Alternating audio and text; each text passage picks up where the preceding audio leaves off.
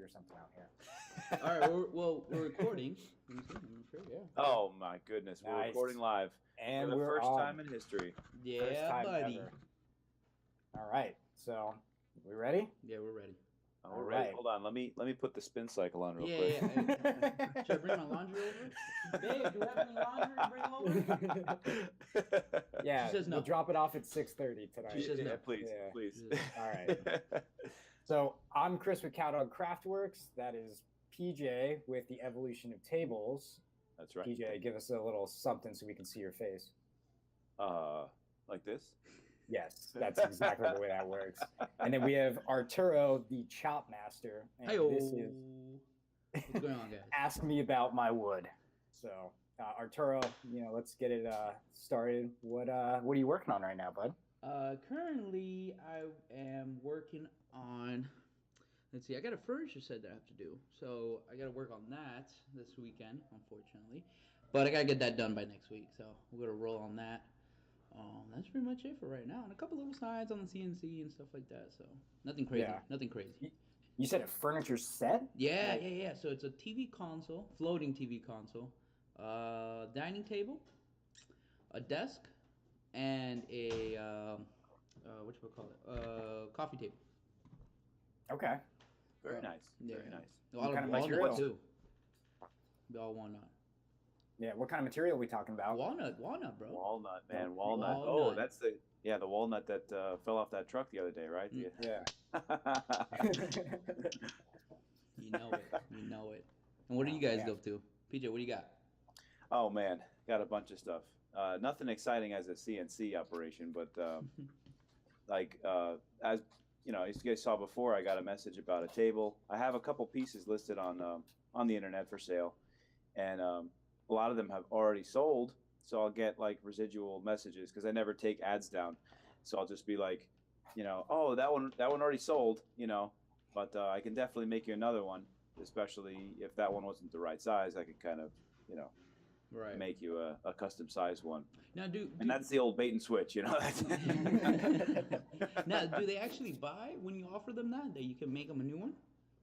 Absolutely. And the only holdback just now was that they were looking to do something this weekend. Like they wanted a table this weekend. Like so yeah, they're like, we're looking to purchase something right now. We don't have time for the whole custom thing. We love your work, but sorry, we need it now. And I'm like, all right, no big deal. No big deal. PJ's like, I got a couple of faux beams I can sell you out of my yeah, right. Like my only my only regret is not having more stuff made already. Well, the thing is, you can't pre-make so much because then where are you going to put it? That's it. And you're not talking about small things, dude. You're talking about like a table and stuff. Like I got a table downstairs, and it's just like my wife's like, "When are you getting it out?" I'm like, "I don't know." I have no idea when I'm moving that, but like I don't know. You got to put it on. Is it for sale? Yeah. I have it online. You have it on Craigslist and and the offer ups I like and everything. using Facebook Marketplace. Okay. It's not that bad. Okay. It's not that bad. Yeah. I found good things on there, and a lot of people view it, so it's pretty cool. The problem with all those, like the Facebook Marketplace and your OfferUp and Craigslist, is that if I go on any of those sites, and Chris is on there all the time for tools and stuff, like we'll go back and forth with each other, me and Chris, about how badly we just lowballed this guy about us. He's trying to sell something, but then we get pissed off when somebody lowballs us on a piece of furniture that we've got hours and hours into, and it's mahogany, and this is handmade. What are you talking about? Everything I buy is like lowballed by half. Yeah. Like I'm getting pissed because someone doesn't so want true. it. It's like, oh, it's too expensive. I'm like, screw you people. Yeah, it's like that metal bandsaw that I grabbed the other day, which was the jet super one, right? impulse buy. What's that? The jet? Yeah.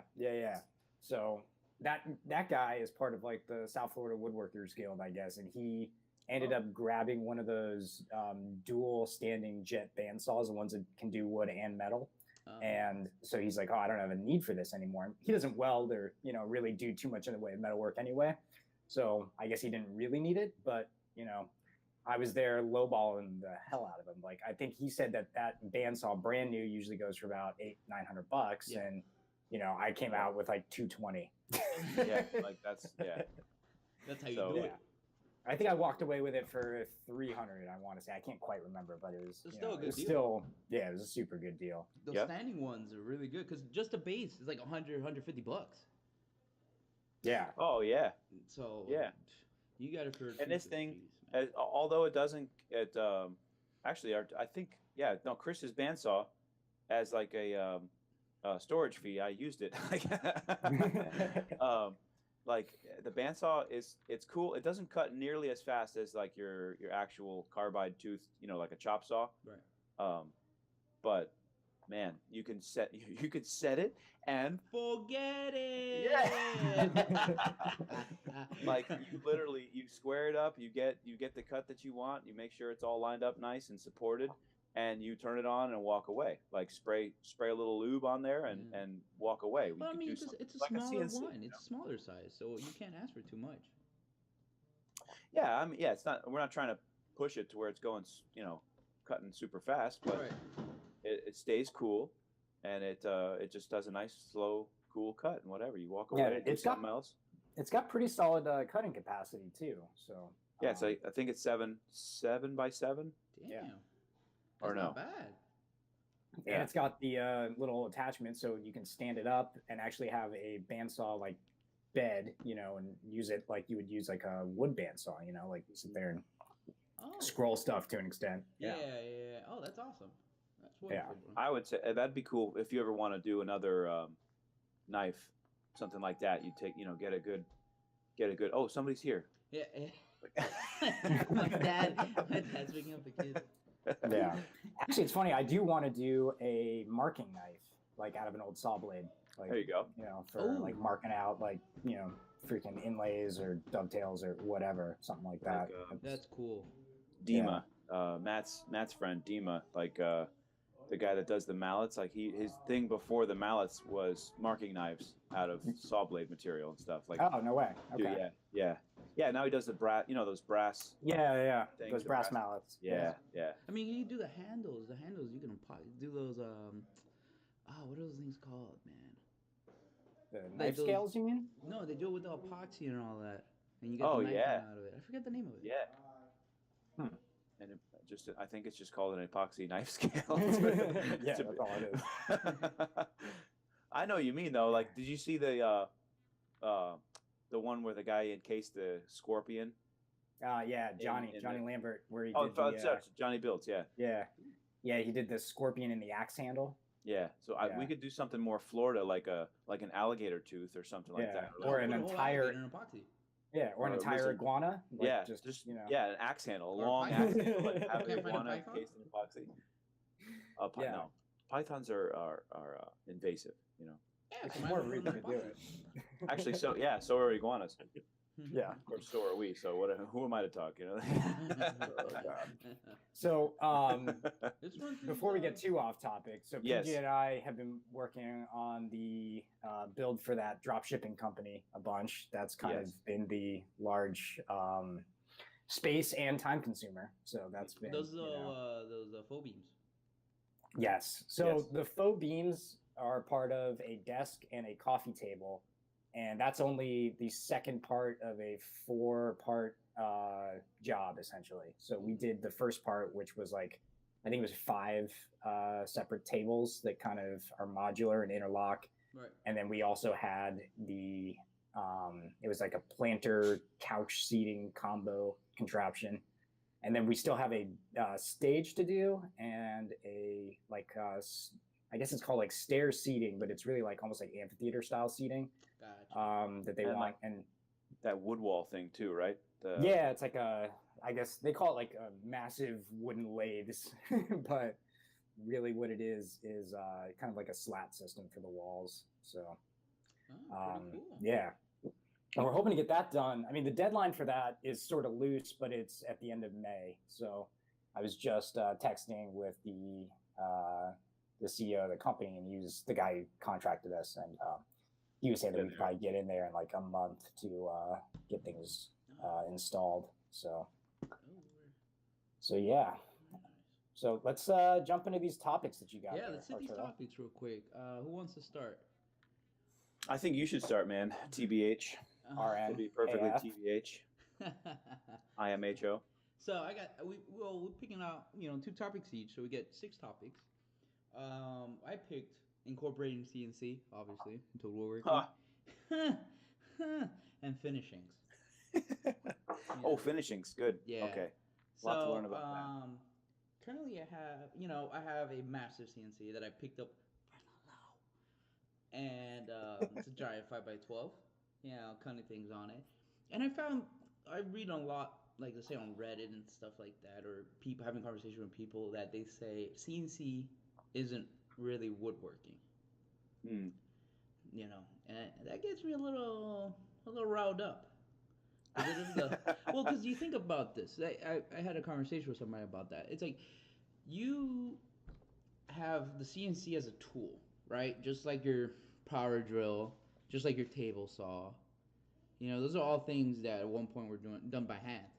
Sure. And that no one complains about it. Hey, you got a table saw. That's the same concept as me having a CNC. Yes, granted, I can do a ton more things, carving, 3D carvings and stuff like that, and large stuff. But still, like, it's another tool in the arsenal. Mm-hmm. What I would tell those people is to come over to your house or sorry, not your house, but your shop rather, and use your CNC. Like, see if they can even get. Well, the thing is, like, if they can even make say it to my face. That too, but no, like if they can even make a straight cut with a router, or even get the machine to actually get the machine anything, even working, get it even doing something. It doesn't even learn have to my software, do something. Like, come on, what are you even talking about? But it's another tool. It's another tool in the arsenal. Yeah, and frankly, it's pretty. It takes some talent to use. There's a lot of nuances about a CNC that have to be learned and practiced. For sure. I tell a lot of people, if you really want to learn it, you're gonna sacrifice a lot. Yeah. Like if you really want to go to town, because besides the space you sacrifice a lot of, like, you're focused on something else completely. Like that requires a whole different set of skills that on the computer design and get it cutting and all that. So when you get to the point, like when I got it, I had gotten rid of my table saw. I got rid of a few tools just so I can have it because it replaced it. Yeah. Just because it replaced it, Sure. And at the end, I got another table saw now, like a little cheapy used one from like the 80s, which is awesome. Just to have to rip down a few little things here and there, but it replaces a lot of tools if you can use it. And remember, those things are just like you said. You said it, and you forget it. Exactly. And you can do a bunch of other things with it. So we should invite Ron Popeil. Honestly, we should have Ron Popeil on the podcast. Yeah, right. Just as like an extra screen. Just be there. Just an extra. Like extra screen on the bottom, just like with like a crowd in the background. So when we go, like, he does the whole thing. Oh shit. But yeah, man, it's another tool in the arsenal. Why not? I see why not. I mean, those are the same people that hate on the domino, hate on, those are the guys that like hop in your comments and they're like, I can make that with this many tools. And like, all right, well, go make it with this many tools. But it gets to the point, if you post a video about you doing it. Right. But you got to remember, those people charge them like $5,000 for like a little thing because the time that goes into it. Yeah. And if you want to make it as a business, you gotta ramp up production a little bit sometimes. Oh, man. So you're basically Walmart. You're putting all the old school guys out of business. Not really, because it's not cheap either. It's not really cheap, but it's not too expensive. Yeah. But you get the speed. So you want it in a short amount of time. I can whip it up on the CNC. It's gonna cost you a little bit more, but it'll be done in like a couple hours. Yeah. So then what I started doing was like, they say cabinets. I don't install cabinets. I don't do cabinets, but I'll cut it for them because it saves them X amount of time. Yeah. So like one of the guys a couple days over is like, oh, I need these whole cabinet sets. He gives me the dimensions and all that, and I get them cut for him in a couple of hours, and he's off doing other things. Sure. Yeah, and those couple hours are valuable for putting finish on the previous job or whatever. I got other things to do. I got clients to meet. I need to get this done. And every time he hires like a person, that's the thing. Hiring people in our field is a little difficult because they have their own ways of doing it, and you have your way. So he's always going through people because he can't find somebody that fits his style. I'm like, you're not going to, if you want someone just like you, you're not going to find that. Yeah, I was listening to an interview actually with that guy from Designs by Donnie. Mm-hmm. I don't know if you Oh, guys he's awesome. follow him at all. And he's right here Yeah. in Tampa too. Well, no, he's actually up in Destin. Oh, So he's in he's like Destin? way up there. Yeah. Oh. By the way, I saw him at Workbench Con. He is shorter than me, which says a lot. But yeah, he's a little dude, which is crazy because when you look at his furniture, it's gigantic stuff. Dude, But and you see him turning on that it lathe? looks big in the picture. yeah. Well, he's yoked out of his mind. Like he's like so like, but he's literally like 4'10". But no. So what he was talking about though, and I thought was really interesting, was he said, I can't remember the exact number. It was like he'd gone through 14 employees like in a span of like just a few years because people just weren't fitting his work style, weren't fitting with what he was trying to do, and then. One of the things he was mentioning, I remember this when I was a lot younger, like in my 20s, and management was like, you run across people where, let's say they take 2 hours for lunch, right? And they're cigarette smokers, so they're cutting out every 15, 20 minutes. And the next thing you know, in an 8-hour day, they've put in 3.5 hours worth of work because, they've been dicking off all day. And, that's not good if you're trying to run a production-based business where you need actual hands-on what you're doing, rather than sitting out back enjoying a stove and jerking off all day. It's too hard, man. It's too hard. Yeah. But then see with the CNC, he doesn't take any breaks. Yeah, exactly. I feel bad for Mr. CNC. Like you should bring him a drink every now and then. Sometimes I do. Yeah, sometimes I don't because he behaves bad, but he has his days. Yeah, if he breaks a bit, man. Breaks one bit? No, when he decides to break one bit, he decides to break like 3. Yeah. The other day with some maple. Man, he just kept running through bits. Now, here's the problem: is the breaking your fault or is it the CNC's fault? Because that's got to be something with the tool path, right? Right. Well, so what happens is that on the CNC, it's a little difficult because certain woods are different, and sometimes woods, depending on where you get it from or how fresh they are or anything like that, are harder than normal. Like let's say that maple in particular. Usually maple, the CNC can eat the maple. But this maple is like harder than usual.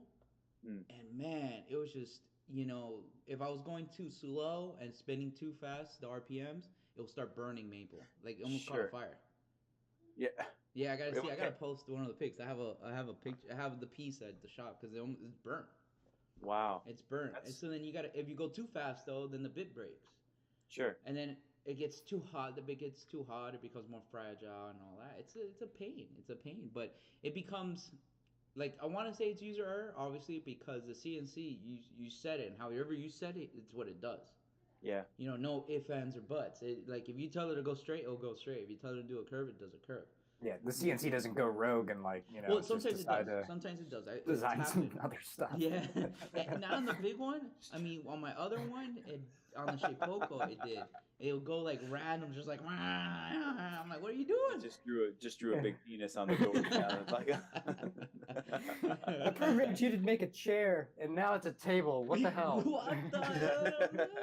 Yeah. So sometimes it does it. Obviously, it's a computer, so anything happens to it, So they recommend like don't have nothing running in the background, don't have anything on it. So the computer doesn't have internet, so it just runs that all day. I can design on it at the shop, and that's it. But those things, you set it, and it does whatever you want. So but it's difficult because you never know what's in that wood. But I've cut like ipe on like a table saw or anything like that. It's gonna destroy it. Mm-hmm. And then I sit there and it just eats it. Man, it just eats it. It eats ipe. Yeah, it comes down to the bit too, man. Like I think you and I were talking about that the other day. You gotta have good quality bits. Yeah.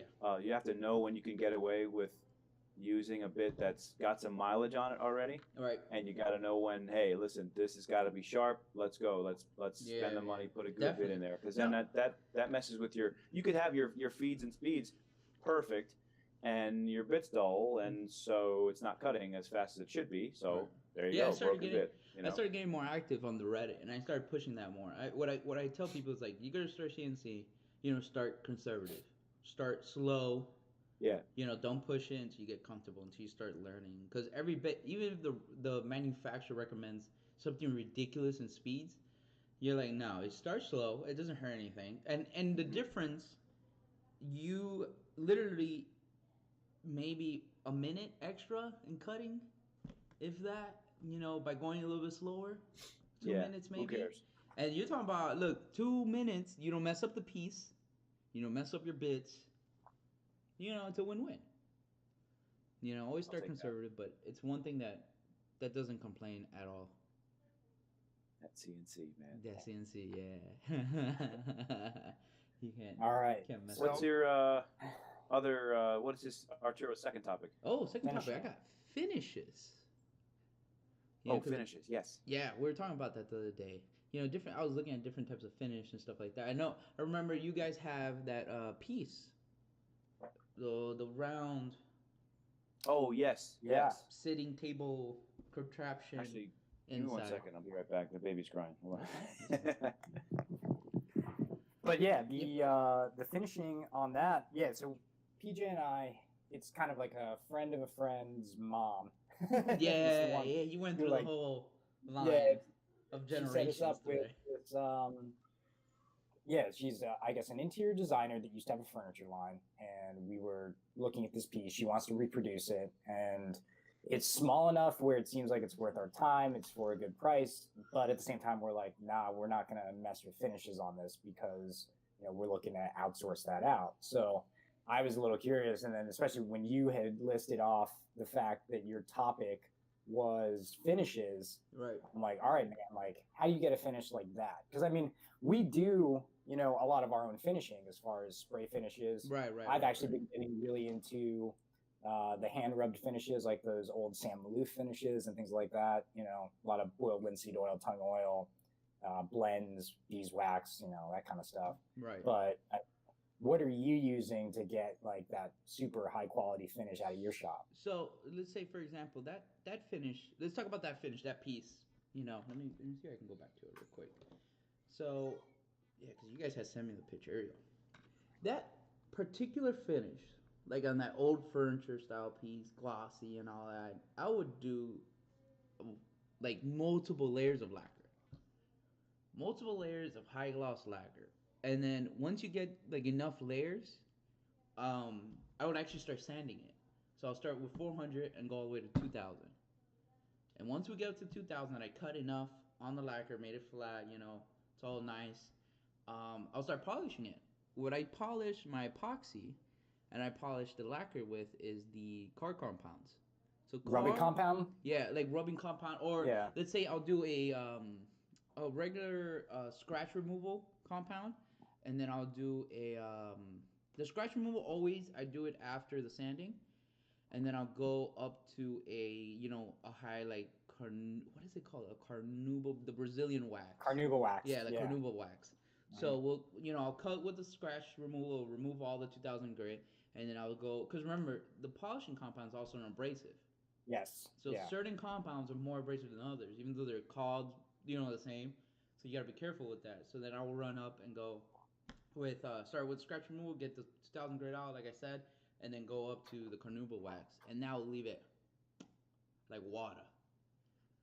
That's one. That's impressive. And then, are you using an HVLP sprayer, or like what's your I spray usually rig do look like? with lacquer. Yeah, lacquer with the HVLP is very, very easy to do. Very Yeah. easy. But the thing is that when you start spraying stuff, like I like to spray, you have to have your guns, separate for each one. So I have the lacquer. Welcome back, PJ. Welcome back. Hey, buddy. fellas. Sorry about that. Yeah. And we're back. All And we're right. Another load of laundry.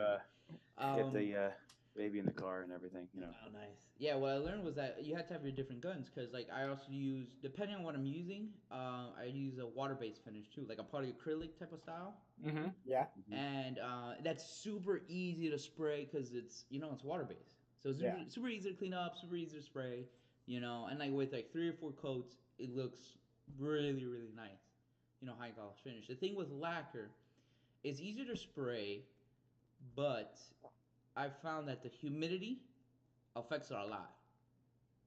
Like it's not like something you spray outside. You have to have it like indoors with ventilation, and the humidity is super low, because it's just it'll start frosting basically. Yeah. I mean, I'll Oh. say, ooh, that's interesting. But even say the polyacrylic last night. So we were spraying the faux beams for the coffee table Right. with the polyacrylic, and we're not getting frosting or anything like that, but the dry times were affected really heavily. Like usually Yeah. it's dry out, and I mean, it never really gets that dry here considering, South Florida, but if it's dry out, I can usually bang out about 8 to 10 really thin coats of polyacrylic in 30 to 40 minutes. I mean, that's how quick like each layer dries. You know what I've learned with polyacrylic though, to bounce off of that, try doing heavier coats. Try doing a wetter coat instead of multiple thin coats. Do a few heavier coats, because I learned with polyacrylic, heavier coats, it sits better on the material that you're spraying it on than the thinner coats. But on the to go back to the lacquer I like running thinner coats like that. I'll do 8 to 10 thinner coats to seal up the wood and all that. I've said that in the past too, about polyacrylic. Yeah. Like I feel like the polyacrylic, the Minwax polyacrylic, the thicker stuff, it builds. It's almost like you're spraying Bondo on a piece of wood, especially if it's some kind of like with what I do with the live edge stuff. If you're trying to like make a relatively rough live edge, it's not rough to the touch basically, but it builds up so quickly. You put 2 heavy coats of that polyacrylic stuff on, it looks like 8 coats of something else. It looks like epoxy almost. Do the heavy coat and wait 30 minutes and then come back with another one, and I do 3. I'd like doing 3. Now a heavy coat though in the humidity, like Chris and I were in last night. It was just it's raining all day and it was just balls hot and disgusting outside. Like if you do a heavy coat, it's like it's not going to dry till the next day. Right. Like right. So and like even what we did last night, which was I went, I think it was 4 to 5 coats. So I did a lot, thicker of a coat than I usually do. Yeah. And that was, I think when we were closing up shop last night, it was still pretty wet. Like it definitely wasn't full. Where are you guys doing it? Right in the middle of the shop. In the shop. Yeah, but you guys have the garage door open? Yeah, and I was actually, the door was open. Yeah, I was cutting the table. I'm making some rib cuts on the table next to it. No, man. What you got to try doing, though, is like with polyacrylic, since it's water-based, it's not really like, it doesn't smell. So I would close up the shop completely, like an hour before, run the fans a little bit so it dries out, and then just keep it closed when you spray, and you'll notice a difference. Yeah. You'll notice straight up sometimes we don't got time for that though, man. You gotta rip things while you're spraying finish. Yeah, sometimes we gotta double dip, man.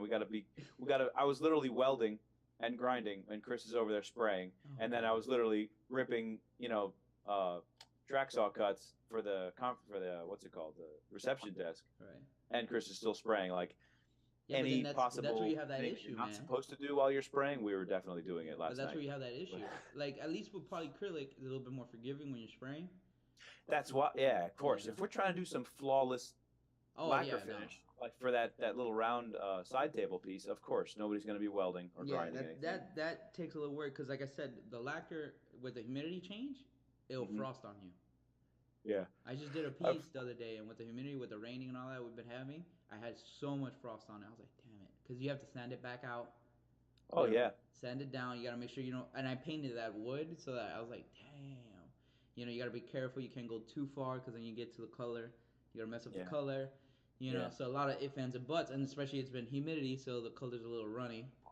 So it's a pain. But then I smacked on, polyacrylic during the day outside. Poof, done. Yeah. Game. I didn't have to worry about it again. And it came out beautiful. Man. But you gotta be careful with that, and that humidity is gonna get to you.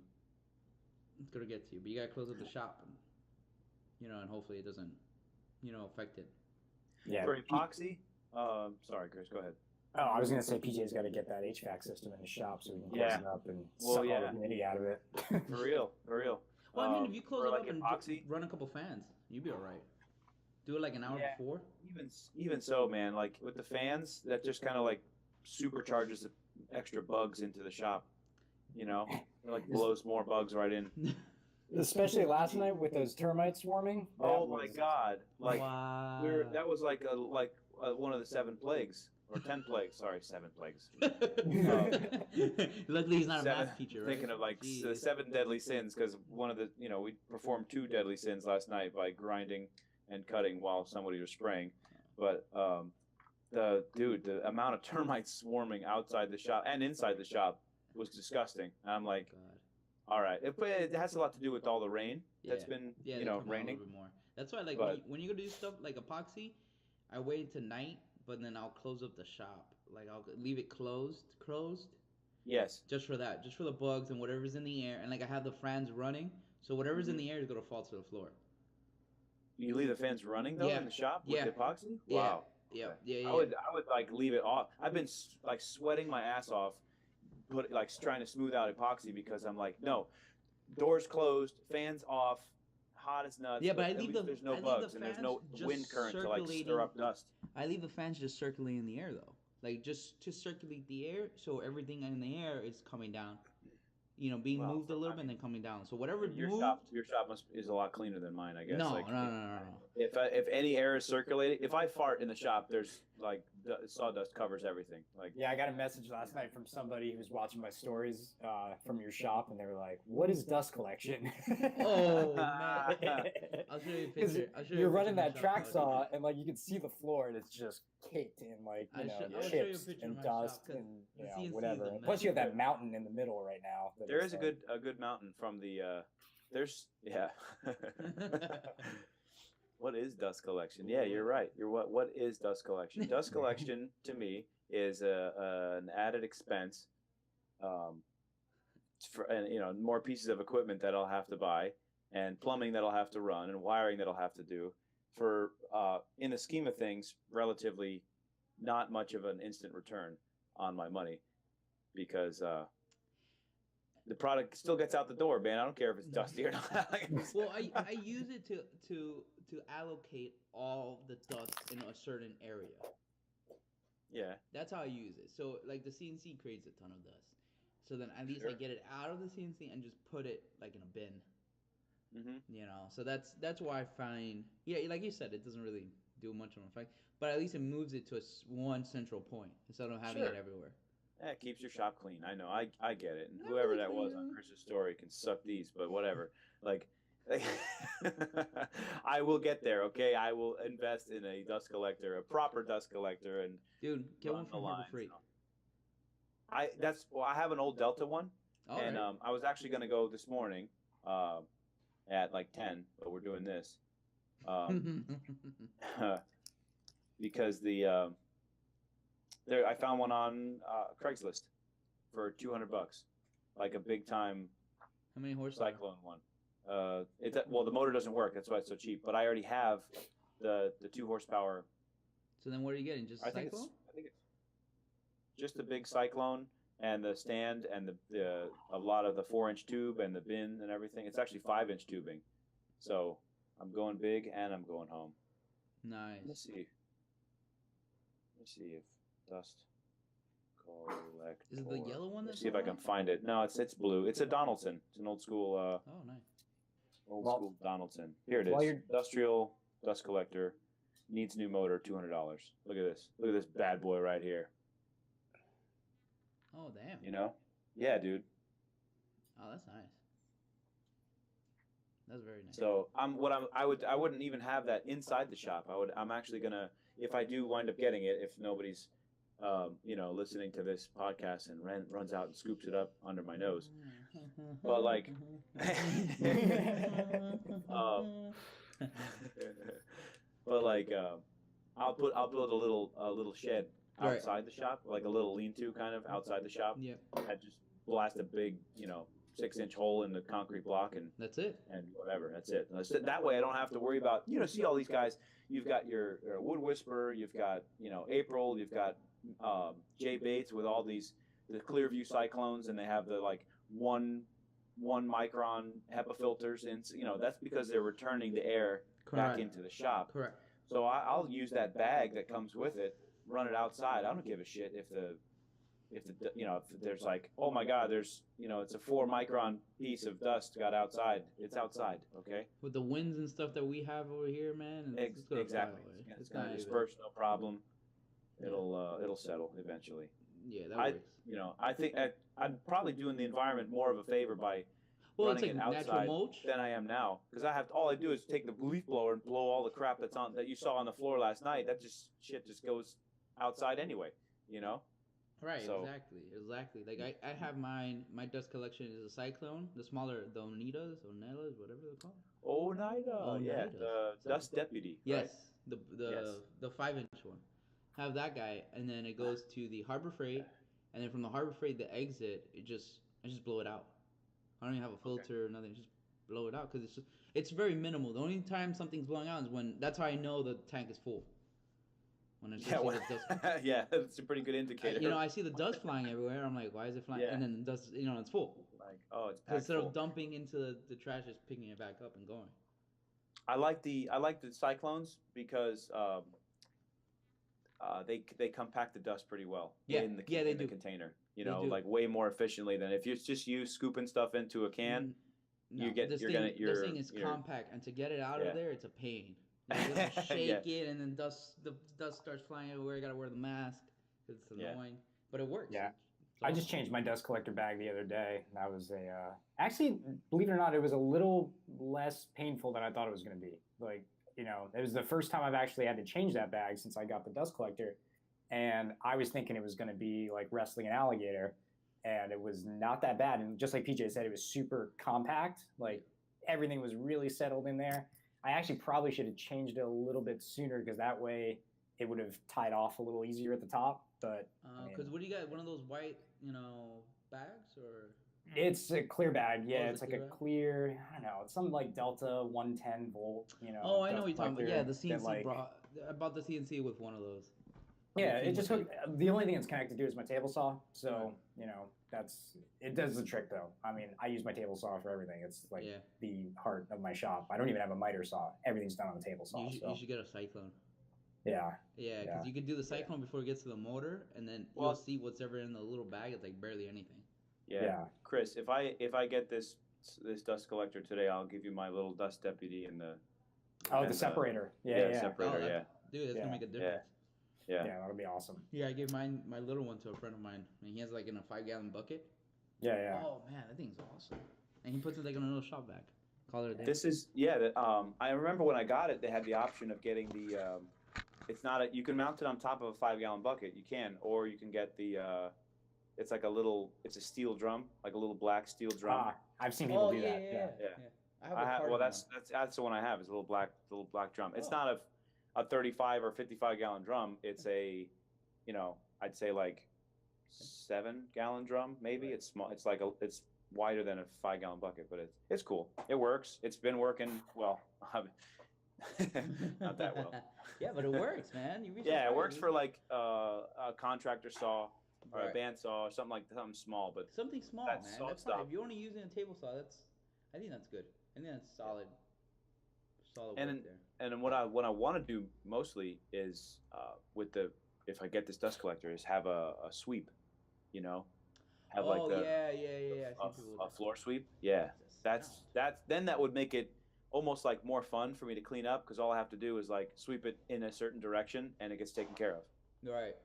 That'll kind of motivate me to keep the shop cleaner, and that way poor Chris isn't like tripping on piles of sawdust as he's trying to spray finish. Yeah, I've seen a lot of people do that because they use the HVAC, aluminum tubing from Home Depot or Lowe's. Yeah. And you could just put the little L on the bottom and just scoop everything right into it. That's true. You can do that like a structure and have it closed off. Then whenever you need it, I'll make one out of wood, dude. I'll make it like I'll take it to a guy with a CNC and just like make a badass one with like a skull and crossbones on it, The garbage collector. Right? Is that what we're gonna call it? Shit. Jeez, man. All right, let's go to Chris. Chris, you got a couple. like you have this long list of shit to do. Oh, Chris, okay. We do actually. Oh man. I mean, at this rate, we're gonna be finishing up topics in like a good. Oh God. Yeah, we got things to do, guys. Yeah, don't talk about it. Be about it, man. Talk. Yeah. Talk So Chris, talk to me. Your client interactions. So that's interesting. I mean, we all deal with it, right? People that are lowballing us, not understanding, the amount of work that goes into something. So I've actually had a couple interactions. These aren't even with real prospective clients. They're like, say, colleagues or just people that, I know that follow us on Instagram. And my favorite one recently was actually a girl that works in my office, and she's like, "Oh, I love that table you just made your mom," which I made a year ago, but whatever. But PJ knows the table. It's a mahogany table that actually a mahogany kitchen island with epoxy. Peninsula. Yeah. Yeah, mahogany. Yes, peninsula technically with epoxy, and I mean, what do you say that slab is, PJ? That's like an easy $350 slab, probably. It's close to 40 inches wide by 6 feet long, 3 inches thick of mahogany. Depending on where you buy it from, that's a $600 or $700 slab easy. Not more. I would say more. Yeah. I'd say that's PJ's price. That's a PJ special, man. Well, Chris's price was $0 because it's his mom. So so whatever. Yeah. So with that, and then almost $100 worth of epoxy going into it as well, and not to mention the leg, that's all fabricated steel. Like it was a lot of work that we crammed into that in about 48 to 72 hours. Yeah. And I mean, we could maybe subtract the money from the install, which was kind of the rush ordered installed. Like, yeah, we installed it, but it was like we were like breaking tiles and like doing everything. Like it was pretty exciting. But PJ and I are expert installers, in case you haven't. Oh yeah, any kind of tile, trying to rip out old cabinets. Yeah, man, we know what drawing not to really do. hard pencil lines in people's. Oh God, yeah. Yeah, that's always a good one. But yeah, so the comment was sort of like, "Hey, I need one of these," and I was like, "All right, well, money, that's what it's going to be." And sort of everybody's like, "Oh, like this doesn't look that intricate. This looks like it's so simple." And I'm like, "No way, dude! Like, come on! Like, you have to stand firm by your price, and really kind of be a little. I don't want to say be a douche when you're interacting with clients." But you definitely have to be strong with confident. Definitely have confidence in your. Yeah, exactly. Know what you're worth. Like somebody asked me the other day about the step stool I just made, and sort of my response was like, "Listen, I don't think you're going to want to spend that much on a step stool. You should probably, find one on Amazon or something for $10 or $15." Because I mean, yes, it's a step stool. Yes, it's maybe just but you got that joinery going on. You got a lot of things going on. It's stupid. It's completely unnecessary to have a step stool like that. Right. But if you want one that looks like that, it's going to cost you like probably a good $200 easy. Easy. Yeah, it's freaking Tiger Wood. There's really no reason to own that. It's at the very least $200, dude, because you've got close to that in materials, like with your finish and the screws and everything and the wood itself. Just the joinery. I was looking at it. I'm like, you have to charge that. Yeah, there's a tariff that goes into that. It's the most unnecessarily fancy step stool on the face of the planet. But I mean, if that's what you want, can do then that's what you're gonna have to pay. And it's kind of interesting because, and I won't get too into the nitty gritty details, but like that side table desk combo thing that you were showing the picture of, that was kind of an interesting situation for PJ and I, because we're like, well, she's going to be retailing it at X dollars, right? So we were trying to make sure that our margins were, frankly, that her margins were going to be able to afford us, and that our margins were still going to be strong on a wholesale level, because this person is going to have this, we're actually going to be doing a lot of them custom to order, but she wants two to start off with. So it's like, all right, like this has to be worth our time. And I was very upfront about that, pretty much, like, through our emails. And PJ will tell you, he's always cracking up that I sound like such a lawyer, in these emails where, I mean, he can probably go into better detail about that, but, you have to be very clear, concise, upfront, and let them know exactly what you're looking for. And I mean, one of our buddies, Rob from Grove and Anchor, he is maybe one of the best guys I know at kind of sticking to your price. He always says, he's like, the price is the price. Like, if you want to haggle with me later, like that's. Yeah, you guys stand firm with it, man. Yeah. Do you have a percentage, let's say a percentage base for wholesale and a percentage base to, your retail clients? I would say that if somebody's going to turn around and sell it, so they're retail and I'm wholesaling it to them, I'm looking, and this is just from my own personal retail experience way back in the day, is I'm looking to have them have 100% markup. So let's say, Then throwing that nice. at what percentage do you sell them? At what profit margin percentage would you Well, sell it? let's use some nice round numbers to Yeah. kind of make this a little easier. Sure. So let's say they're trying to retail something for $1,000, right? So then in my head, I want to be able to wholesale it to them for $500. Right. Now, then there's going to be variations in that because obviously if depending on what my materials are, what my margins are, I mean, that's all my responsibility at the end of the day.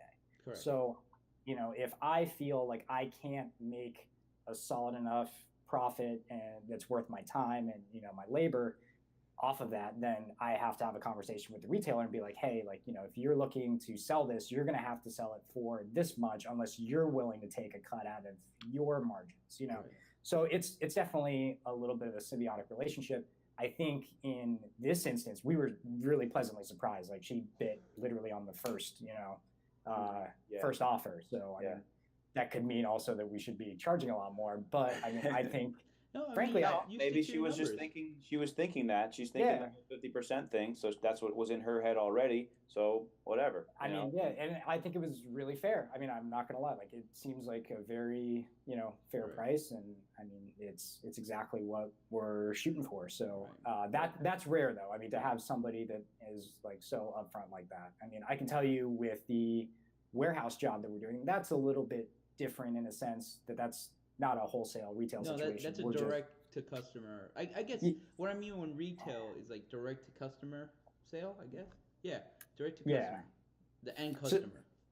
So like a good example with that was, and not to give away all like the secrets of the pricing, but I mean really what you're looking at is figuring out what your wholesale is. I mean, I'm sorry, what your wholesale is, what your cost is, right? Materials, et cetera. And that's really what you base a lot of it off of. I mean, frankly, like I've heard of people using just a straight multiplier where they're like, hey, I hear a lot of people using a 30%, as their multiplier. So whatever their materials is, they'll hit 30% on top of that, and that's the cost of the item. Oh, that seems low to me. To me, that seems low. Shit, yeah. I'm like 30% only. Yeah. Like, I thought it was cheating like 300%. Maybe now they are moving product.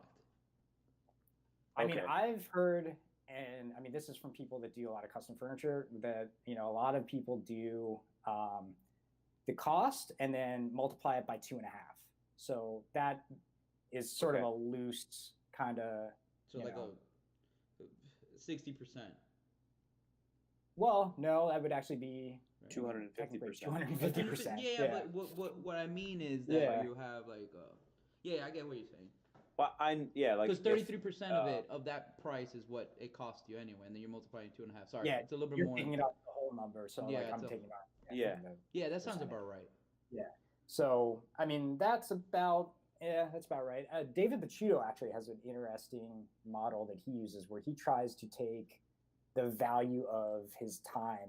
So let's say, he'll assign himself, say, a day rate, right? So your day rate is, let's say, $300. Yeah, David Prosciutto, I saw that he's like $500 a day, and then breaks it down per hour, and then whatever you can do per hour. I saw that video. And it's tacked on his cost on top of that. And I think I actually use that model a lot for small items. So if it's like a cutting board, say, then I'll use that model because that just makes so much more sense. Like, if I'm sitting there trying to price out what 5 strips of Paduke cost, like I'll go insane. So, I just sort of take whatever I bought from the scrapyard or, whatever is in my scrap pile, try to value that at some level, and then, I don't know, assign like a half a day rate or whatever to it. So that's kind of the way that seems to work.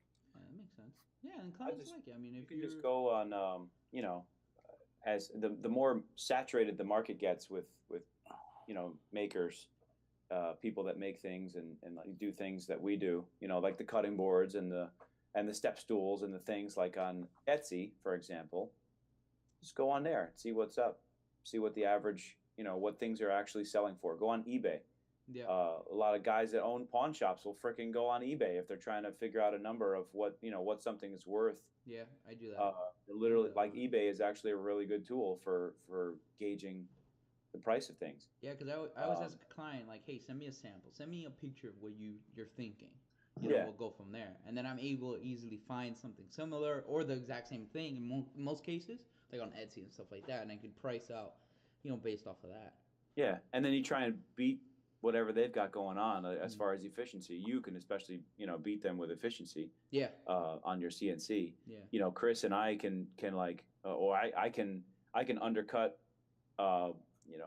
furniture, slab, people doing slab stuff, live edge stuff, because there's no middleman. I'm the guy cutting the slab, so like I can charge myself whatever I want, just to make a sale. If I, obviously I'm trying to make as much money as possible. Right. We all are, right. But we want to stay busy, and we don't want to be that one overpriced guy in a sea of people who are doing it for less, so yeah, man, having your own lumber really helps a lot, basically. Oh yeah, no, definitely. That's what I'm trying to say.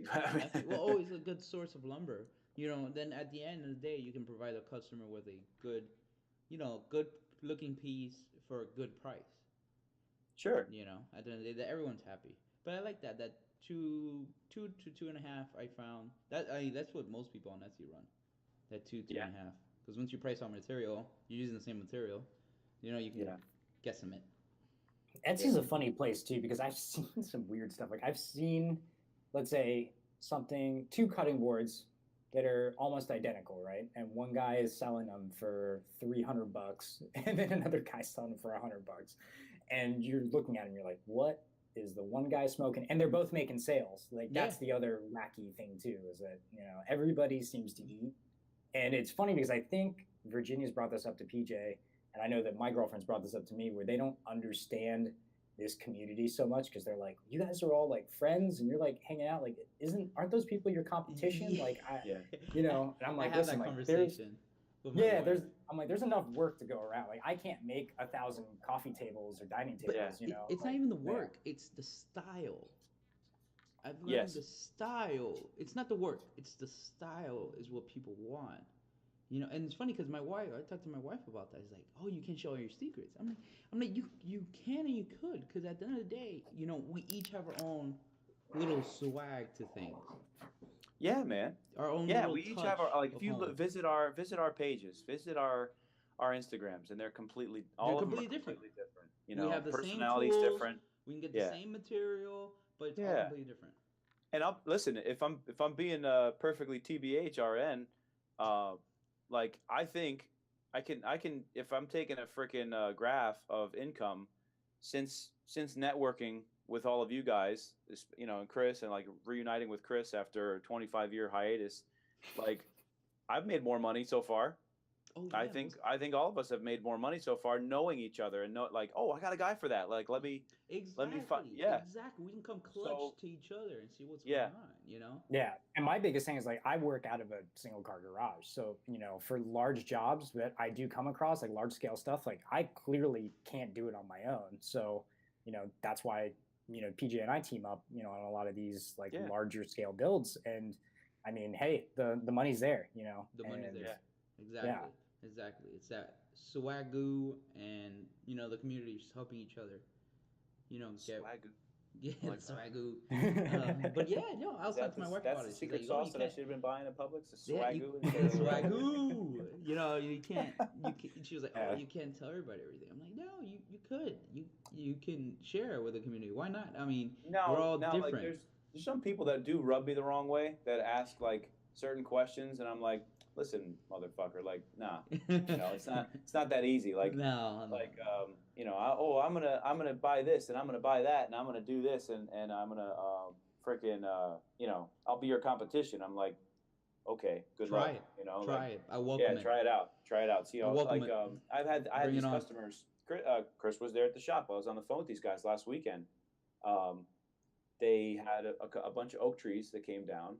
And they're like, hey, man, how much, give us a quote for how much you think it's going to be to mill up these 3 big oak trunks. I'm like, all right, cool. Here's my price. If you can get the logs to me, I'll save you some money. If not, I'll drive down. I'll bring my rig down and cut them on site, whatever. And he's going off about like how he's like, so what do you use? I'm like, well, I run a Lucas mill. I used to use a chainsaw mill. and bought the Lucas mill, blah, blah, blah. He's like, yeah, because one of my buddies has a chainsaw mill, and he was going to try and do it, but it just like we couldn't get the chain right or something like that. And I'm like, yeah, there's a lot to it, man. Like it looks easy. Like I guess I make it look easy, or people that do it make it look very easy. So it's pretty enticing to somebody who doesn't know a lot about it. Like, oh man, that's simple. Let me just go. I'll make slabs, no big deal. And then he sent me a picture a couple hours later of them like fumbling through cutting slabs. And the first couple, I'll admit, the first three looked pretty decent, but then by that time the chain was dull, and okay, now what? You have to go buy another chain. You're not using the right chain. First of all, you're using a crosscut chain instead of a ripping chain, and then you run into a lot of problems if you don't sharpen it just right. It starts walking on you. You get a slab that's 4 inches thick on one end and 3 1/4 on the other end, kind of thing. Like it's very difficult. So that's just a stupid example of people that no, you get that a lot. We'll get in there and like say, oh, it's not that hard. It's not that hard. It's just a piece of wood. Like, clients, prospective clients. Sure, go ahead. What was that Craigslist ad that showed up in the group chat where it was like, I have a fortune. Oh, yeah. It'll be worth a ton of money in a couple of years or whatever. I screenshotted that and then I sent it to Matt Cremona because I figured he would get like a kick out of it. And of course, like he was rolling. I was like, yeah, like I think I used your quote where it was like maybe $600 in like 3 years. Yeah. You got storage. A fortune. Oh my God. I can't imagine how much money they're going to, well, that too, for people assign values to useless shit, like a standing mahogany tree. This lady wanted to charge me $2,500 to come and mill her tree because I was going to make so much money from all this mahogany. And I'm like, listen, lady, as your tree as it stands is worthless. Like you're going to have to pay somebody to come, probably about $2,500 to $3,000 to come remove this tree because you want to put a pool in. Like you're just trying to basically get me to cut down your tree for free. Right. And then, that I'm, you're making believe that I'm making out like a bandit. With One mahogany log. And I'm like, all right, okay. It's a crapshoot, first of all, because it could be rotten in the middle, which, well, it doesn't bother me really. There's epoxy for that stuff, but like, it's a lot of freaking work, man. Like you got to get the machinery on site. You got to cut the thing down and you got to freaking know what you're doing. And that's like, I'm the one that adds that value to that tree. Exactly. The way it is right now, like out for bulk trash or like the Craigslist ad, it's just a big pile of crap on the side of the road. Like, no, dude, there's no fortune there. Right now, it's worthless. You have to invest a small fortune in machinery to make it worth something. No, and then have somebody you have to really love it too, because it's a lot of fucking work. Yeah. And then you have to have the skill to turn into something that's worth it. Yeah. On top of that. Have a good imagination too. Yeah. But people tend to forget that. Yeah. Like it's not just easy to cut it up and that's it. To make nice pieces. There's a little effort into them. All right. So what was my my next topic? Social media. Chris was never mind. No. Oh, documenting builds for social media. I think was like difficult one for me. Yeah. So, I mean, I've always kind of had a focus on that since I got started, but I've definitely gotten a little bit better about it. I'll say that as far as like knowing what to look for. And I mean, when I'm working by myself, it's a lot easier than when I'm working with somebody else. And wink, wink, PJ. But like, not that he's like bad at it by any means, but what it is that, when you're working by yourself, obviously you can script your build in a certain way. You can stop where you need to. Right. And it's annoying sometimes, but, especially when, I'm trying to launch a YouTube channel right now. So I'm filming a lot for videos and I am literally sometimes in the middle of a process, let's say cross-cutting, right? Like I'm just cross-cutting things to width or length rather. Say I'll film just a couple at one angle, then I'll stop, change camera position, change zoom, whatever the case may be. Sometimes even change camera. Like I'll use, say, the GoPro as opposed to the DSLR and get another angle, because when it comes to editing, the one thing I've noticed is that you can never really have too much footage necessarily to harvest from. I mean, you can it'll be annoying, and sifting through all that stuff can become really tedious and really, really annoying. But having more footage is better than being in a position where you're like, oh crap, like I need to now go wish I back. got that one shot. You know, Yes, that I exactly. needed that one shot. You know, but I find I don't know how you do it so much because I watch your stuff because man to stop in the middle of that you're like in a groove and then move a camera, doesn't that bother you a little bit or? Yes, yeah, it certainly bothers me. It bothers me less now because, like I said, I've sort of I've scripted my builds now, so like I know what I'm trying to get out of it. So like in my head, I know the way my shop's set up. Like I know my basic processes, right? Milling lumber, cutting stuff to size, joinery, and then usually sanding and finishing. I mean, that's really honestly every single build. Every project ever. Yes. Yeah. But like I know where all these things happen in my shop. So then I know what available angles I have. Right. And what I can do. And really it's just about executing at that point. So I mean, it's not overly complicated, but that's in a situation where I have all the knowns, right? PJ's shop is a little bit different because, you know, usually when we're there, like I'm not filming for the tubes, you know, we're filming just for the sake of getting some content, you know, out there on what we're doing. So it's more kind of, I guess, current, up to the date, minute by minute sort of stuff. Right. And that's where things can get a little tricky because really we're not sitting there worried about trying to create the hottest new satisfying video. We're like, all right, like let's just keep people in the loop that are, you know, following along. So a lot of that stuff is, you know, time lapse stories, that sort of thing. And, you know, like we'll miss stuff all the time. But like last night was like a pretty funny example with that enforcement video where I was just like, like let's, you know, let me film this from my iPhone real quick, you know, and like having him like stop and like take the time to, you know, finger blast the hole was, you know, exactly what we were going for. But it could get you out of your rhythm though, man. I'm telling you, when I try it does, and we were a lot worse about it, I think, when we first linked up, because, you know, at the time too, you know, PJ wasn't as, I guess, invested in social media as he is now. You know? That's, I think, fair to state. That's absolutely, dude. Yeah, like, you know, and that is one of the things, like, you're trying to keep your audience engaged. You're trying to give them something to look at all the time. You know, I get a lot of like just DMs from followers that, you know, I didn't even know I had. They're like, oh, that looks cool, or hey, what's up with that? Like, how do I do this? So, you know, making sure to keep people engaged through that process is a little bit is very important. But I will say, so as far as shooting at PJ's, like I'm starting to get better with knowing what angles are available, and he does have a lot more room, so that does create a lot more opportunity. The time-lapse stuff is really fun, actually, with the GoPro because you get super wide angles. And especially in his shop, that it's like a square, but it's open. Yes. You know? And because he has everything against the walls except for the table saw, so I mean, I can see why. You know, like, pretty kick-ass. Yeah, we were filming something the other day with the faux beams, and I remember like showing PJ the footage afterwards. He's like, "Oh my god!" He's like, "I didn't even realize that, you know, I was going to be in that shop because I didn't think my camera was so wide." I looked over at Chris. I'm like, this guy's over here taking selfies and shit with the GoPro, and then I watched the video, and there's like everything, and then you could even see out down the driveway the crane is in the shot too, like freaking that it got everything. You know, it's pretty neat. Shot were pretty cool. I'll give them that it's wide, it's open. You have nothing. You know, everything's against the walls, which make it. You know, they help a lot. Yeah, and we needed that. Sawdust all over the floor, you know.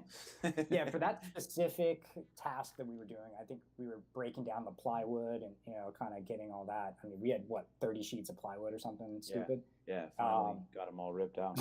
But ripping everything down on the table saw. And, I mean, the angle that we had, like, it was a GoPro that was on top of a ladder. So, you know, and that was, like, all the way on the far side of the shop. So that gave us, and we need, like I said, we needed that space in order to even achieve the task. So that's why everything was cleared out. But then even having that camera backed up and high was able to give us, you know, a really nice, like, wide angle shot that captured everything.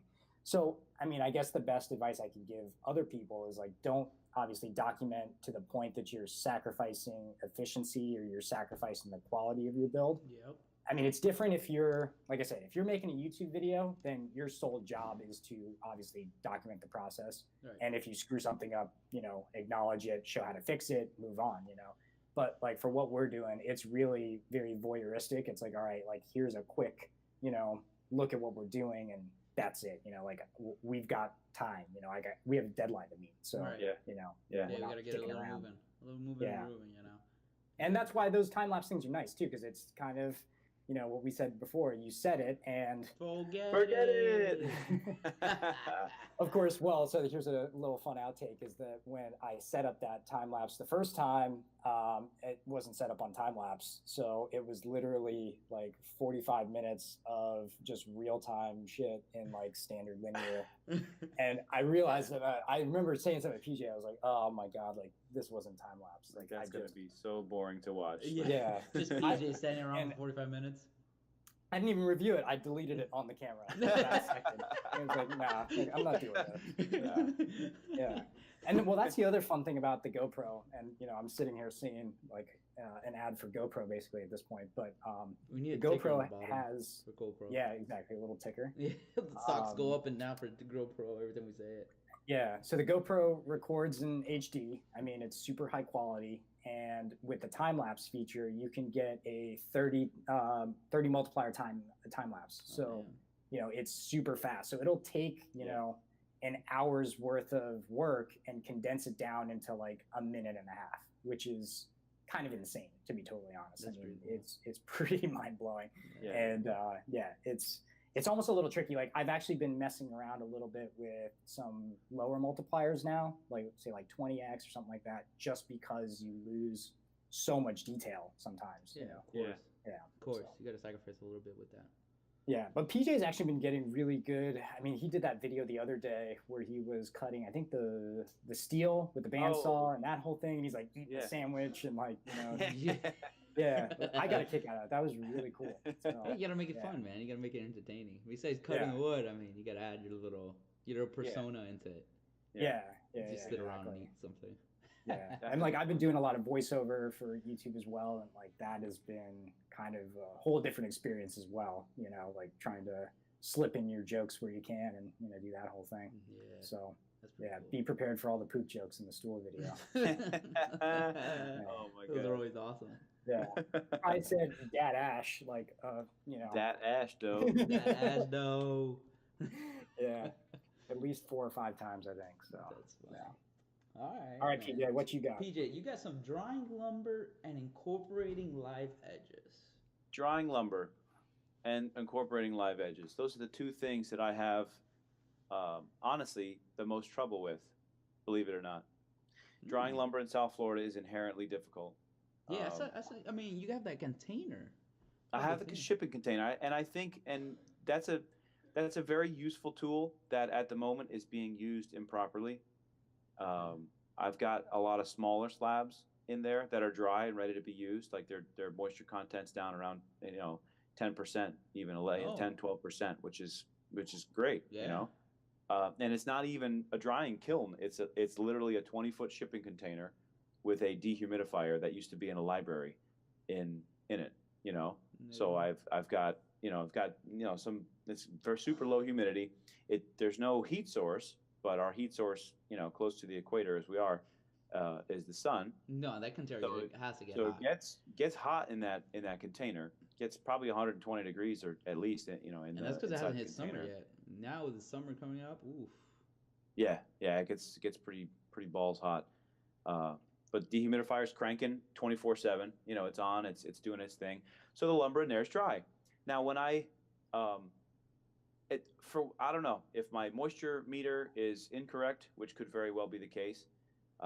Let's say, for example, some mahogany that I milled probably 6 months ago, 8 months ago, maybe. I was down a tree from Hurricane Irma, and I stacked it and let it dry outside just to air dry, not even in the shipping container. But I went over to check it just for shits, and I checked it. It's at 16%, and I'm like, well, that's good. Like, I mean, that's 6 pretty damn months? good for sitting outside. Jeez. So I checked it everywhere. At 16% was, I think, the highest I got on the top side, because it might have been still wet from the sprinklers or whatever. But like, it was at like 20%, which is still not terrible. That's like No. better than Home Depot in some Yeah, cases. in some cases. You know, Yeah. so I'm like, all right, so this is actually this could be ready to go. And I've never had an issue with mahogany. The table that I'm sitting at is a piece of mahogany that I this is years ago, but like I didn't know anything about the drying process. I cut it, and within a couple days, maybe a week, I was, sanding it down because I thought the surface was dry. Oh, it must be ready to use. Okay, great. So let me get to sanding. And I made this desk, and it's been inside for 6 years and not a crack. Didn't warp. It's still flat. Like, okay. Which leads me to believe that, I don't want to say drying lumber is not that important, but, because it is. Yeah, But here, it really it depends on the piece of wood, depends on the cut of wood, depends on the species and density of the wood. It also depends on where it's going. Yeah, inside is probably the worst place. Yeah, but you're inside. Most necessary to have it dry. Yeah, but you're inside in Florida. Yeah. There's a difference because we still have humidity inside the house. Sure, like 55%. Yeah, but in some places there's none. Like my cousins live in Texas, and they have zero humidity in the summer, and it's 134 degrees. Yeah. It's That's completely true. different. It's a wonder things don't just crumble apart in those places. Right, like you right. need some water in your life, man. You need some humidity in your life to keep things together. It's a binder. But it's a binder. Yeah. I think that's why, like down here, when we put pieces inside the house, or from cut build, and then put it inside the house, you don't see that much fluctuation because we have humidity everywhere you go. I could see that, but then you've got a guy like Diane Designs, Oded, that showed us a picture the other day of that, Southern Yellow Pine table that shrank literally, probably overall a full inch. Yeah. Or maybe more than an inch. I think more. Well, he was like across an inch in corners. Across a 36-inch table, like that's pretty significant. But that's with construction grade lumber, which is like soaking wet to begin with, which is, I mean, that was the thing is like, I think I mentioned it in the group chat. I was like, you really needed to take that inside first, let that dry out there, and then you start working with it. Even so, like that, from when he made that, because I remember when he posted the picture of that table versus when he sent us the picture of it, pulling itself apart. That was a couple months, right? It was like 2 months. No, I don't even think that much. Or not even maybe I don't even a month. Think that much, dude. So then there you go. Like I think that wood probably still has some more to shrink. And there you go. That was my example. I said, it depends on the species. Right. Soft woods are more spongy, and they're going to move more. A hardwood, even though, in my opinion, mahogany is not technically it's a hardwood. It's a hardwood, but it's still. But it's not very hard. It's not not like a hard maple. Teak or maple or walnut or anything like that. Right. It's not that hard. So it's as easy to work with as pine, but it's nowhere near as spongy. So let's say over the cross of it, let's say I have a 30-inch slab, soaking wet, just cut it, green off the tree. I might lose 3/4 of an inch across a 30-inch slab for mahogany. Whereas you got, Oded with that table of Southern Yellow Pine that lost, inch and a half, maybe. But he was like half an inch on each corner. Well, here's another kind of curious thing too, is like, does the way that the wood is sawn also matter? Because that's not quarter sawn, and I mean, from what I know about Southern Yellow Pine, you got a lot of pith usually. Like they're well, at Home Depot, it's a crapshoot at Home Depot. I always make a huge mess whenever if I am selecting 2x12s or whatever for a tabletop, for that traditional farmhouse style look. I try and get the ones with the pith in it.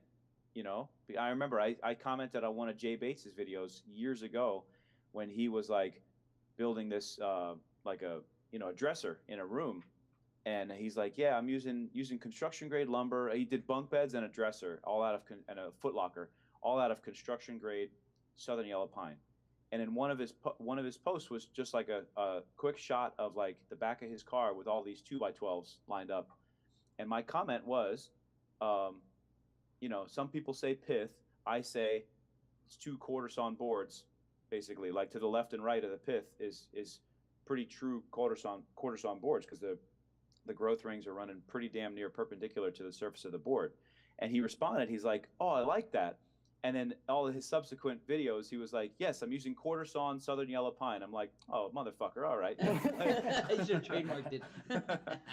But he's right, like it is technically quarter sawn at that point, and quarter sawn lumber, even though it's Southern Yellow Pine, it's spongy as shit. It's not going to shrink as much. So I think if Oded did a little bit better job at his lumber selection, he would have avoided a lot of that movement. Yeah, If he got all those, even if he cut out the pith and just like had, instead of 10 or 12-inch wide boards, if he just like did double the amount of boards but got rid of all the pith so that they're all quarter sawn, it doesn't move nearly as much as all that flat and riff sawn stuff that he got. So that's the end of my story.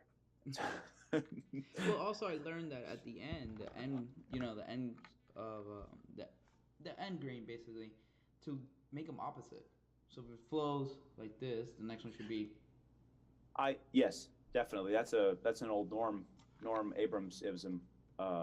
Make a smiley face and a frown face, and a smiley face and a frown face, like across the end of your tabletop. But again, if it's quarter sawn, you don't have any kind of smiley face. You just have like, you're straight up and down. It's a nose, bunch of noses, But yeah, of course, if you're using available stuff, if it's reclaimed, if it's reclaimed barnwood, and you want to use that original patina, you can't go through and select only the quarter sawn stuff. You got to use what you have. So, learn to read the grain. Basically, learn to read grain. The quarter sawn boards will dry faster. Actually, they will dry a lot faster than a rift or flat sawn board, because more of the grain, it's almost like simulating end grain. You know how like the end grain dries faster, Right? So a quarter sawn board has more of the grain open on the sides. It'll actually dry faster and stay flat. So if you bring a couple quarter sawn 2x12s from Home Depot, bring them home, like Chris said, put them inside for a month. Yeah, just let them dry out like that. If your garage has air conditioning, which would be awesome, leave them in the garage, stack them and sticker them properly. I know people, that's kind of another realm. Like people that just build stuff and might buy some lumber at Home Depot, they just kind of leave it in a stack. And you got to remember that moisture comes up out of the concrete. Moisture is a permeable rock.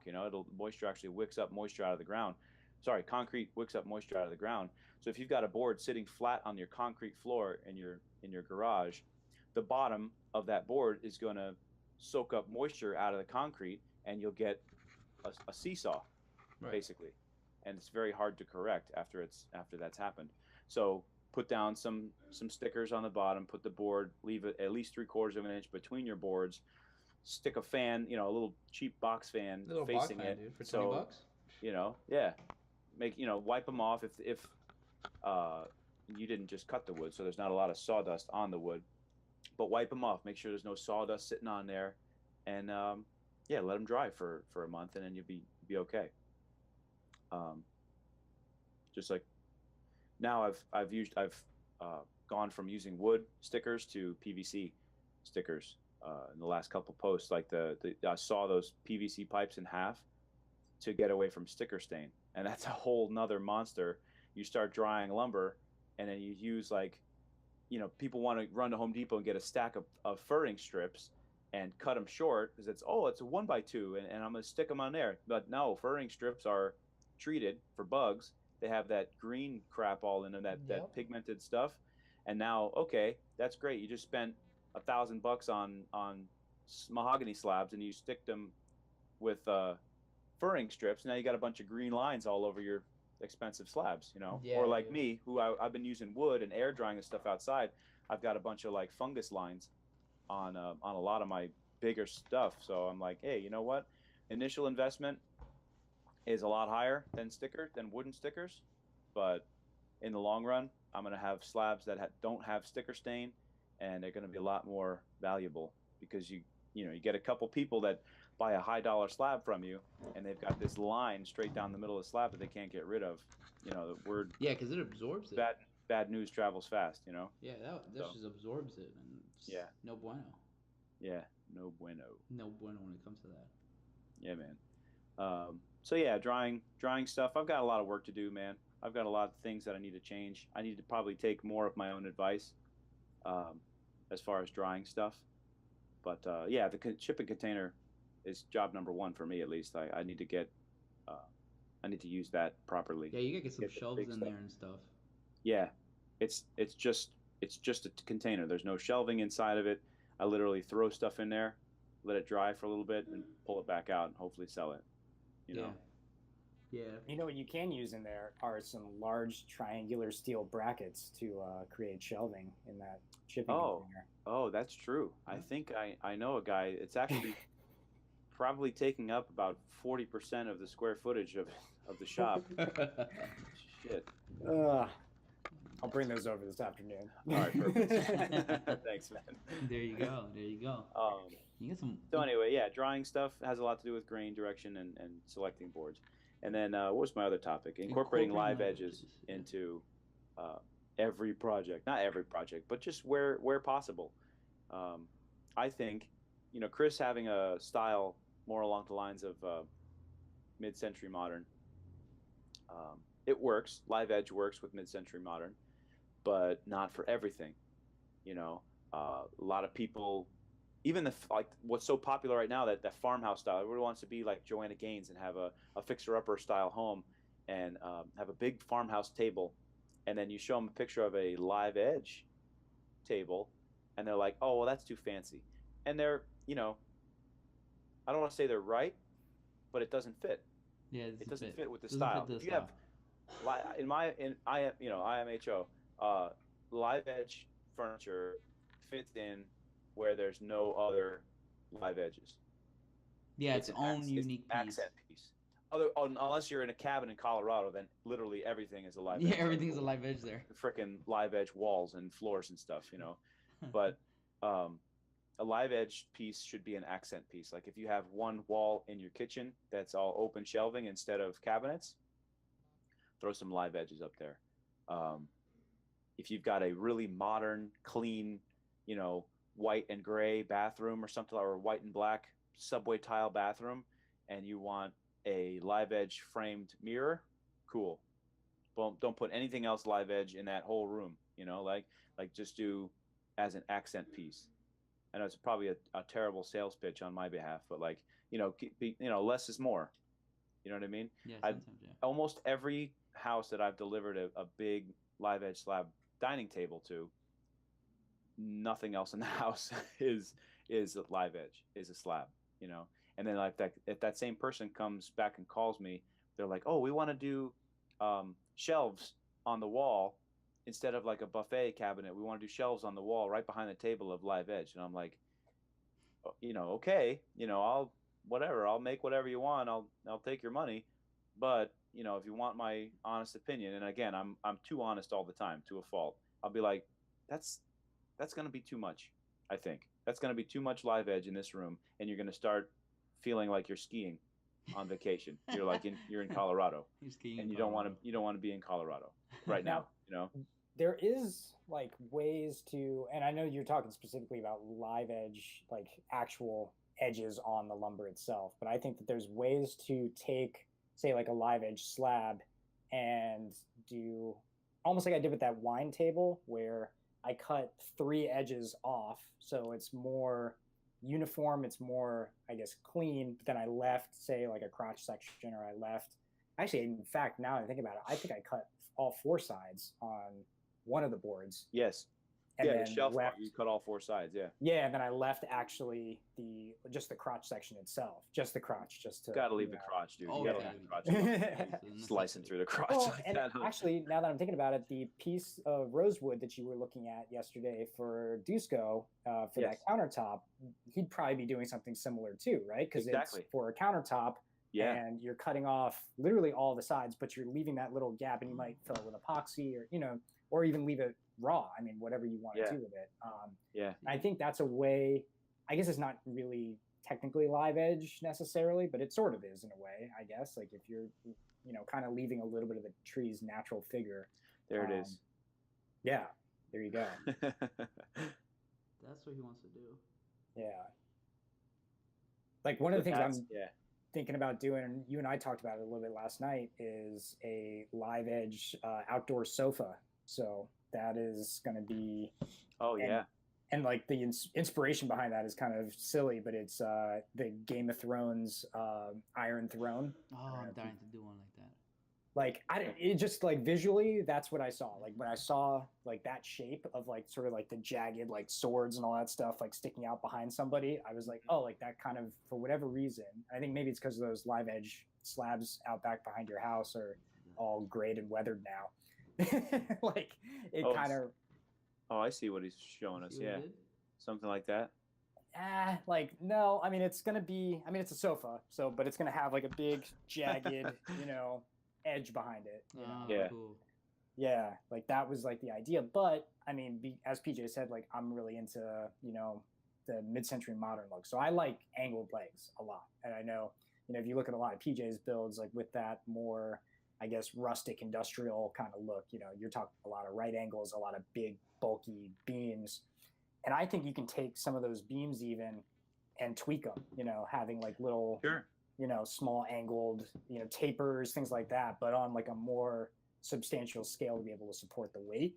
Mm-hmm. So that's actually what I'm thinking about doing with that live edge sofa is like when I saw those beams that you still had, the dimensional boards that you would cut that are all twisty and warpy. Yes, yes. I can cut some of them down to, I guess, that little 14-inch length that you would need for like a foot, right? Sure, yeah, and then the twist doesn't. Well, those actually dried pretty well. Like the mailbox post that I have out front. It's like it's that. It's pretty straight lumber. I just ran 4 sides through the planer. I didn't like join it or anything.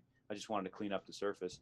But you'll definitely get some good material out of those. Yeah. And like striking them, with like some sort of taper, right, to give like that look. So like you still see the knots, you still see the curl, and whatever you got going on as far as figure is concerned, and it still looks like live edge lumber, so to speak. Yeah. But really, it's dimensional and it's modern. I mean, I think there's a pretty sizable amount of crossover that can happen, between the two. That's not really exploited all that often. Well, that's why we get along so well. Yeah, we're crossing over right now. Crossing swords all the time. We cross the streams. Never cross the streams. That's funny. All right, so I think that wraps up everything, right? Yeah. I think we've got all 6 topics. All 6 we could topics, probably, if there's any kind of editing process, we could probably whittle down about a lot of the shit. Yeah. Where's the fun in that? We didn't talk about shop masturbation. Is it okay? That's your topic, isn't it? Yeah, that was my third. That was my third. That was your third. I was gonna sneak one in there, huh? Yeah. And I guess, well, here's another thing that we can do too, is if people actually do watch this thing, I mean, we have a Gmail account for the podcast now, right? Yep. So, you want to give that email address out, Arturo, so that folks can email us questions or whatever? Yeah, definitely. You can email us at askmeaboutmywood@gmail.com. So askmeaboutmywood@gmail.com, right? Yep, that's it. All right. askmeaboutmywood@gmail.com. There you go. It's all there. Focus. Yeah. Ask me about my wood. Yeah. Ask me about my wood, dog. @gmail.com. All right, fellas. Well, we'll all see. Well, PJ and I might see each other way sooner, but we'll all be hanging out tonight. Yeah. Meet up. Heard it. Where are we going? Where is it that we're going? Lauder Ale Brewing. Dude, I can't believe Ask Me About My Wood was still available. I know. I mean, if the podcast doesn't work out, you'll be able to sell that, to somebody. Well, probably, I'll buy it from you. Sounds great. I was gonna have that written on the crane somewhere. There you go. Yeah, we should get. Yeah. Oh, that reminds me, David Sage Sanko sent me my logos, the SVG files, so I'm ready to go for like stickers and shirts and stuff. Cool. I just have to find a reputable supplier. We'll talk about that. I got a sticker guy, so. Okay. All right. Yeah. Oh, I need a sticker guy. Yeah, my sticker guy's awesome. Where'd you get that? Where'd you do your shirts? The wife made it. The wife made this shirt for me, actually. Are you serious? Yes, I am. Do you have like a Cricut or something, or? Yeah, She you shows how Oh. it does. She has like a whole little mess over there. cool. Like set up there. Yeah, because she Okay. does. She engraves on the pencils. Oh, okay. Okay. Oh, see. Oh, see, that's cool. See, I got to get some of those kindergarten pen. You know, the big Ticonderoga. My first Ticonderogas. These are the ones I like to use for the shop.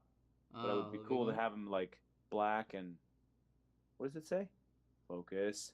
Oh, the focusing. It's not. This is what you're talking. It's supposed to say what you talking about, Willis. What you talking? What do you talk? What are you? There's a bunch here actually. Where's all the angels? Oh man. So I was changing took the planer head off the mill yesterday to put the slabber attachment on to cut that little Aussie pine log. And God, are those carbide teeth sharp. On what? On the planer? On the planer, yeah. I got every time like one of the bolts would crack loose, I'd slip and slice Oh, one that's the finger worst. and then What is it? You got a helical head or just a straight blade? it's straight cut. But there's eight little inserts that go on that disc. Pretty dang cool, Man. man. Pretty dang cool. Yeah, Alright. I'm trying to get the school to buy us one. So I don't have to bring my own sawmill to school anymore. Which would be cool because then if a part breaks on mine, I'll just take the part off the one at school and say, "Oh, it broke. It I don't know. broke. I don't know what happened." Damn kids, man. That's awesome. That's funny, man. That's how you gotta do it. All right, fellas. Sounds good, man. Signing Alright. out.